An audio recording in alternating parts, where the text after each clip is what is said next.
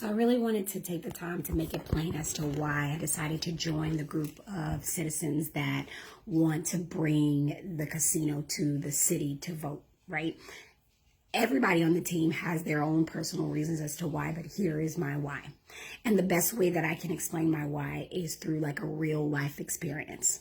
So for example, let's say that I ask my 13-year-old says to me, "Hey mom, I want to have a cell phone." And I say, "Well, I could see why, but I also see why not. How about you provide me with the pros and cons to teenagers having cell phones, and you present them to me, and then we can move forward from there." And as we move forward, he doesn't really present me with any negatives. He just gives me all these positives and all these great things and tells me, you know what, there are many great things. Let's just keep it moving. I said, you know what, son, this is kind of coming to a head. Next Tuesday, we're going to go get this cell phone, but I need to know the positives and the negatives. And I also need to know contracts information. I want to know what carrier you want, I want to know the fine print. I want to know what I'm getting myself into, because we have to do this on Tuesday. And my husband's in the background like, no, you probably shouldn't be getting him a cell phone when he hasn't provided you with all the information. And I'm like, well, we set the date, so that's what we're going to do. And as we approach that date to get the cell phone that Tuesday, he provides me with a thick stack of scattered information about why it's good for him to have a cell phone, and then pieces of a contract, right? He gives me frequently asked questions about cell phones and teenagers and why they're good, all the good stuff.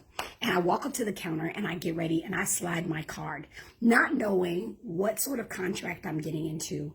What is the, not only the positive, but the negative consequences to having that. I'm having him do this not because I don't want the kid to have a phone, because I understand the positives for him having a phone. I want to know that he thought it through. And I also want to know what kind of agreement am I getting into with a cell phone carrier, okay? And that same thing goes for this vote on the casino.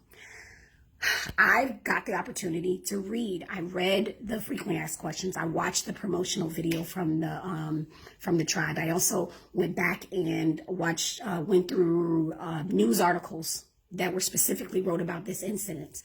And what I found was, like with my son's situation, is that there were a lot of positives spelled out, and positives that we can all understand, we can all agree with and say, you know what, that is really dope, that's really great, especially when there's a need. I need to know my child's safe. I want him to be able to do that. Our city needs better schools. It needs better infrastructure. We need the money, right, to do great things.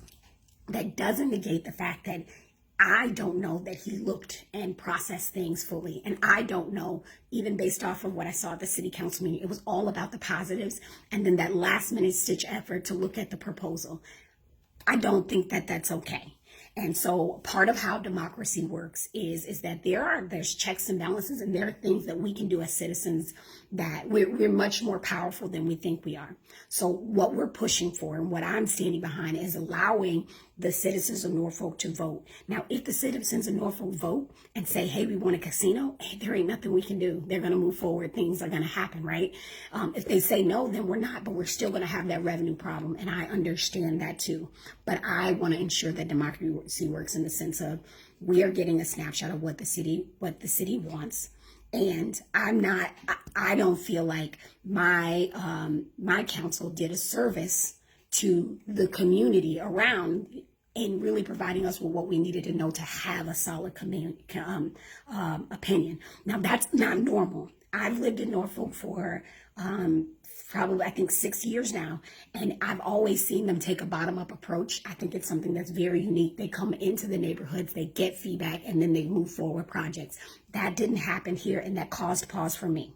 And so because I understand there's a systematic approach to doing things and that there's a process, I am choosing to be a part of the community members who bring this decision, who overturn this decision, and then in turn bring it back to the community to have a vote on it.